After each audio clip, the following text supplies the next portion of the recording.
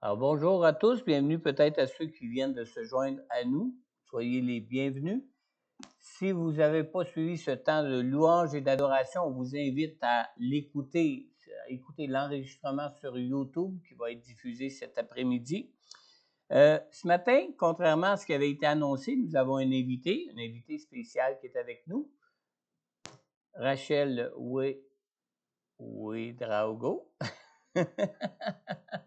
Je la connais très peu. On s'est déjà rencontrés. Je me souviens de l'avoir rencontrée quand je l'ai vue ce matin. Elle m'a remplacé pour un dimanche cet été durant nos vacances, moi et Sylvie. Et puis, j'ai pris le temps d'écouter sa prédication cet été, alors qu'on était en vacances. Puis, on a vraiment été touchés par ce qu'elle nous a partagé. Vous savez, Rachel, elle a à cœur l'évangélisation. Son mari aussi, d'ailleurs, présentement, même je pense qu'il est en croisade d'évangélisation en Afrique, si je ne me trompe pas. Oui, présentement. Alors, euh, euh, elle a un cœur vraiment pour les perdus, comme Angelin, qui s'appelle. Angelin, son mari, qui s'appelle, a aussi un cœur pour les perdus. Comme d'ailleurs, moi-même, j'ai aussi un cœur pour les perdus, puis ceux qui me connaissent le savent très bien. Alors, on s'était donné rendez-vous aujourd'hui pour qu'on puisse se parler de la vision de l'évangélisation et toutes ces choses-là.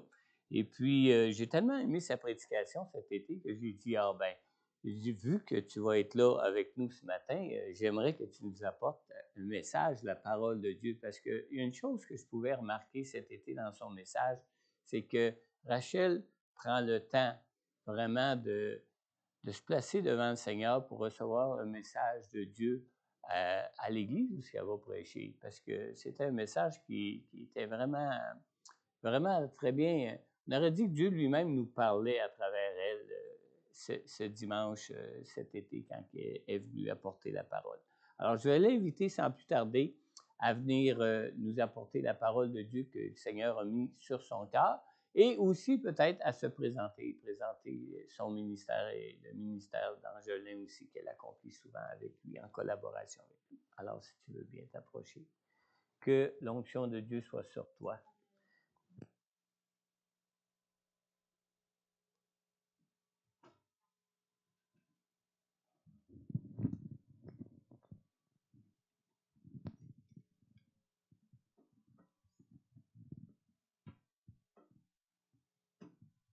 Bonjour frères et sœurs. Bonjour, vous êtes dans la joie ce matin? Amen. Et vous aussi qui êtes sur Facebook ou qui allez écouter plus tard, que la joie de Dieu soit notre partage. Quand on est dans la présence de Dieu, je pense que on doit être dans la joie parce que la joie ne vient pas de circonstances, mais c'est le Saint-Esprit qui nous donne la joie. Alors, je me présente, Rachel Ouédraogo, vous avez très bien dit ça, Pasteur François. Alors, vous avez 100%. Rachel Ouédraogo, je suis mariée à Angelin Quadio. Ça va faire presque 20 ans qu'on est mariés, malgré mon jeune âge et mon jeune visage. Et ça fait quelques années que le Seigneur a vraiment attiré notre cœur par rapport à l'évangélisation. On est des personnes passionnées de Dieu. On voulait servir le Seigneur de n'importe quelle façon qu'il voulait. Fait que Dieu nous a conduits vraiment dans l'évangélisation. Et on a un ministère d'évangélisation. Dieu nous a commencé d'abord avec l'intercession. Parce qu'on ne peut pas évangéliser si tu ne prépares pas ça dans la prière. Alors, on a eu un ministère d'intercession qui a commencé en 2014. Par la suite, l'édification, on faisait des formations et Dieu nous a lancés maintenant dans l'évangélisation un peu partout dans le monde. Angelin et moi, pour l'année passée simplement, on a eu plus de 104 000 personnes qui ont donné leur vie au Seigneur au travers du ministère d'évangélisation. Cette année, on n'a pas encore comptabilisé. Mais juste avant de commencer ma prédication, cet été, l'automne, disons. Moi, j'étais en Zambie pendant 1 mois avec le ministère Christ for All Nations, Christ pour toutes les nations, le ministère de Renard Bonquet qui est allé rejoindre le Seigneur, mais qui a laissé un héritage vraiment d'évangélistes qui vont partout dans le monde. Dieu lui a donné une vision, je l'ai partagée la dernière fois, où Dieu lui a montré qu'il faut qu'il se multiplie. C'est bon d'être seul, mais seul, on ne peut pas atteindre les 8 milliards, c'est ça, hein, de personnes qui sont sur la terre. Il faut qu'on apprenne à se multiplier. Et Dieu lui a donné la vision pour se multiplier avant qu'il parte. Ça, c'est vraiment un héritage que son successeur, évangéliste Daniel Kolenda, Drena Bonke l'a reçu en rêve, Daniel Kolenda l'a reçu, ils ont mis ça ensemble et l'évangéliste Daniel Kolenda a commencé à former des évangélistes. Donc, ils font des formations d'évangélistes. Nous, on a été dans la première cohorte, on a pu voir évangéliste Renard Bonke avant qu'il parte rejoindre le Seigneur. On était la première cohorte où ils ont sélectionné 50 personnes du monde entier. Il y avait des milliers d'applications.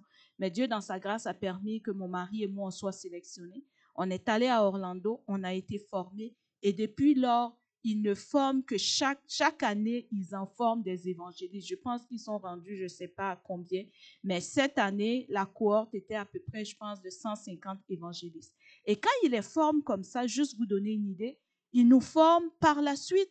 Chaque évangéliste va partout. On a une alliance de tous les évangélistes du monde entier qui sont regroupés pour éviter que deux évangélistes se retrouvent. Il y a tellement d'endroits évangélisés que si on se retrouve en même temps dans les mêmes zones, c'est pas ça qu'on veut. On veut qu'on atteigne le monde entier. La meilleure façon, est-ce que vous voulez que Jésus revienne rapidement? Qui a envie que Jésus revienne? Ok, je vais vous montrer un secret. Jésus a dit que lorsque la bonne nouvelle sera prêchée partout, alors viendra la fin. Donc, si vous voulez que Jésus revienne, commencez par votre voisin. S'il ne connaît pas le Seigneur, Jésus ne va pas revenir. Parce que Jésus l'aime assez. Et puis il attend, il vous pousse, il vous pousse. Tu veux que Jésus revienne? Alors c'est d'évangéliser. La meilleure façon de préparer le retour de Jésus, c'est de parler de lui. C'est de semer, c'est de partager la bonne nouvelle. Donc, Angelin et moi, on fait partie de cette cohorte. Et moi, à chaque fois que je regarde les posts de nos collègues évangélistes partout, ils sont en Indonésie, en Afghanistan, en Inde, partout, partout, partout. C'est tellement beau de voir. Si tu prends la carte du monde, là, parce que quand ils font les formations, les gens viennent de partout à travers le monde. C'est comme si tu mettais des petites lumières un peu partout dans tous les pays. Imaginez ce que ça fait. On est en train de préparer le retour de Jésus. Donc, dans ce cadre-là, Sifan Christ pour toutes les nations organise aussi des campagnes d'évangélisation un peu partout. Et puis, ils amènent ce groupe d'évangélistes. Des fois, on est 5, on est 4, on est 2. Et puis, on va dans une ville. Puis, pendant un certain temps, on est là, on prêche la bonne nouvelle partout. On prêche la bonne nouvelle aux jeunes. On va dans les marchés, dans les hôpitaux, en plein air. Pendant 30 jours, on n'a pas de sabbat. C'est là, j'ai appris comment le sabbat est important, la journée de repos qu'on a. Mais quand on va, on veut être tellement efficace parce qu'on est là pour un court laps de temps. Donc, on n'a pas une seule journée de repos. Les dimanches, on est dans les églises, on prêche. On peut faire 3-4 églises le même dimanche où on va prêcher la bonne nouvelle. Donc, on n'a pas de sabbat durant les 30 jours. C'est du premier, dès qu'on arrive, on commence à travailler. Jusqu'à ce que tu prennes ton avion, tu reviens. Quand j'étais là-bas, j'étais tellement épuisée qu'un jour, je dis, Seigneur, je comprends pourquoi tu as créé le sabbat.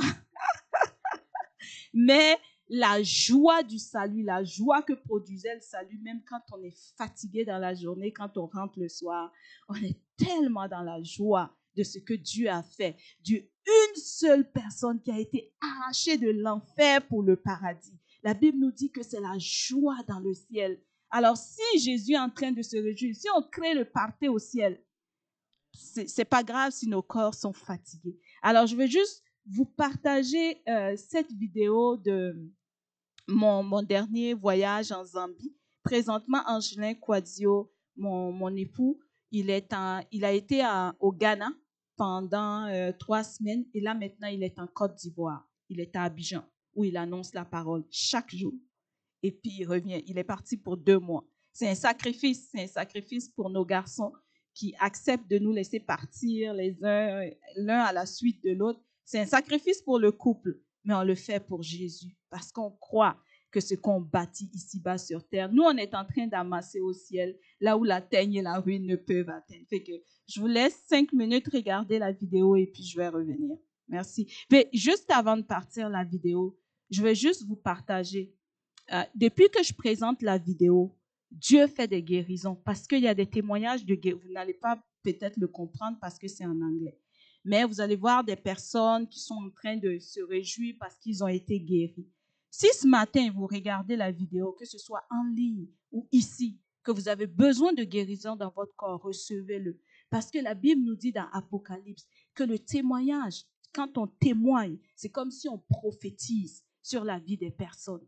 Fait que recevez, quel que soit ce dont vous avez besoin ce matin, besoin de délivrance, besoin d'être touché, besoin de recevoir la plénitude du Saint-Esprit. Vous allez voir des moments où le Saint-Esprit venait sur des personnes, des délivrances qui ont pris place. Recevez-le, que ce soit pour vous ou quelqu'un que vous connaissez qui a besoin de ça. Positionnez votre cœur pour recevoir, pas juste regarder des images, mais recevoir ce dont vous avez besoin pour vous ce matin. Amen.